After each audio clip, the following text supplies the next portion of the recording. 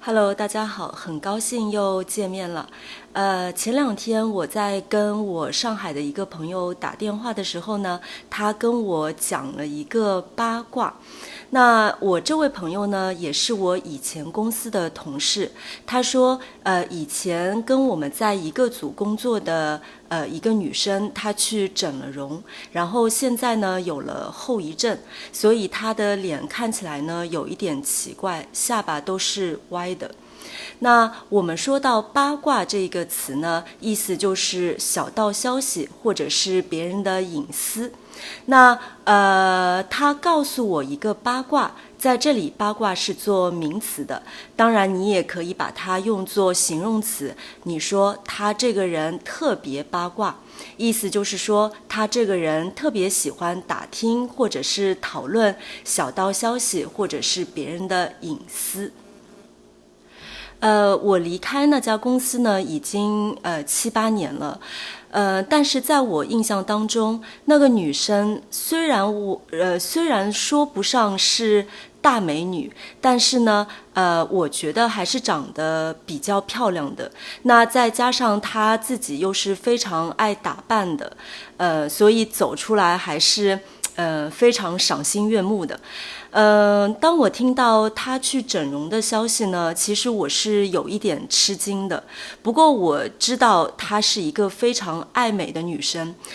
我记得在很早以前呢，我们公司组织了一次旅行，然后我跟她是住同一个房间的。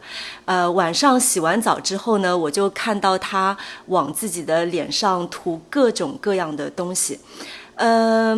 当时他就跟我说，就是女生到了25岁呢，就要开始保养了，不然的话，等到你皱纹出来以后呢，再去保养就来不及了。之前呢，我一直觉得，整容是演艺圈的人才会干的事情，但是其实现在，在我们普通人当中，去整容的也越来越多了。那我知道我知道的人当中，就会有人飞到韩国去整容，因为听说韩国医生的技术特别的好。我也听到过有这样一种说法，就是在韩国，妈妈送给女儿18岁的礼物呢，就是去整容。当然，这个说法是没有经过考证的，我也不知道是不是真的。如果就是你们当中有人是韩国人，那就可以告诉我这件事情是不是真的。当然了，就是我觉得在韩国整容行业比较发达，我觉得这件事情应该是真的。那为什么现在整容的人越来越多呢？我觉得可能跟我们经常说的容貌焦虑有关。容貌焦虑呢，就是指一个人过度的关注自己的容貌，关注自己的身材而导致的焦虑。我觉得在我身边的朋友当中呢，可能关注自己的容貌到焦虑的程度的还是比较少的。我觉得大部分人还是对自己的容貌缺乏一点信心。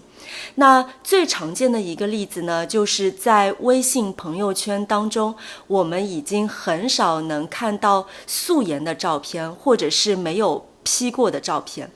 那在中国呢，我们用这个字母 P 来说P 图。P 图是什么意思呢？其实这个 P 呢，就是来自英文单词 Photoshop 的首字母。P 图呢，就是把这个图片进行调整，然后让图片上的人看起来更加的美。那你可以说，这张照片肯定 P 过，或者请你帮我把这张照片 P 一下。所以你们可以看到 P 呢，在这儿是做动词的。现在呢，在我们手机上可以找到各种各样的 P 图软件，比如说美图秀秀、美颜相机等等。那我觉得有了这些 P 图软件呢，普通人不用学习什么 Photoshop，只要几秒钟，保证你满意。那前两天呢，我妈就发给我一张她自拍的照片。我完全不相信这是一个已经60几岁的人，跟我说他只有40岁，我也相信。我妈还跟我说，我肯定没有 P 图啊，但是，对啊，他肯定没有 P 图啊，而且我妈也不会 P 图。但是你们知道吗？现在华为手机都是自带美颜效果的。P 图呢，其实真的非常的简单，但是如果你可以接受自己的不完美，那才是最大的幸福。综艺节目《奇葩说》的冠军傅首尔，他说过这样一段话，我觉得特别的好，在这儿呢，我想分享给大家。他就说，他人生最大的成就就是学会了如何欣赏自己，但是他人生最大的遗憾呢，就是在他的少女时代，他从来都没有觉得自己漂亮过，也从来没有人告诉他，她很美，或者什么是美，如何变美。那到了现在，他已经38岁了，有的时候他看到自己在镜子当中，或者在照片当中大笑的样子，他发自内心的觉得真的好美。我觉得这一段话呢，让我觉得就是真的非常的感动，因为当你能够真正的接受自己，当你能够真正的觉得自己笑起来很美的时候，我觉得这也许才是就是幸福的开始吧。接受不完美的自己，这句话说起来是非常容易的，但是我知道做起来是非常困难的。你可以接受你的晒斑吗？你可以接受自己的青春痘吗？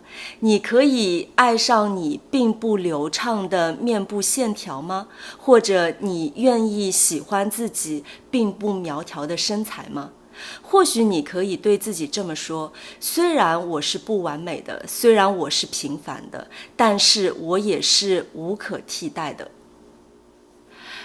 说到这儿呢，好像我就没有容貌焦虑似的。当然有啊，不然的话，为什么我录视频要用美颜相机呢？当然我也有另外一个非常好的理由，就是美颜相机简单啊，我不用化妆就可以坐在镜头面前，节约了我多少时间啊。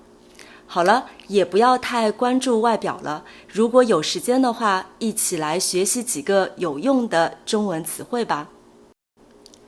八卦，一些非正式的小道消息，或者是个人隐私。如果你说一个人很八卦，意思就是说这个人非常喜欢打听小道消息，喜欢在背后议论他人。别总说同事朋友的八卦，好好工作吧。他把这个年轻女演员的照片都卖给了八卦小报。后遗症，在病情基本好转后遗留下来的某种组织器官的缺损或者功能上的障碍，也用于比喻因事情处理不当而留下的遗留问题。整容会有后遗症吗？这件事要尽快解决好，别留什么后遗症。赏心悦目，看到美好的景物而身心愉快。他很有创意，把他家布置得赏心悦目。无可替代，表示没有什么可以代替，表示唯一的。他在公司的作用是无可替代的。他并不完美，但是在我心里，他是无可替代的。好了，今天的视频就跟大家分享到这儿了。你们可以到我的 Patreon 上面去下载今天的词汇列表和今天视频的文本。在 Patreon 上面呢，我也为大家准备了其他的一些学习中文的材料，欢迎大家光顾哦。非常感谢你的收看，我们下期再见。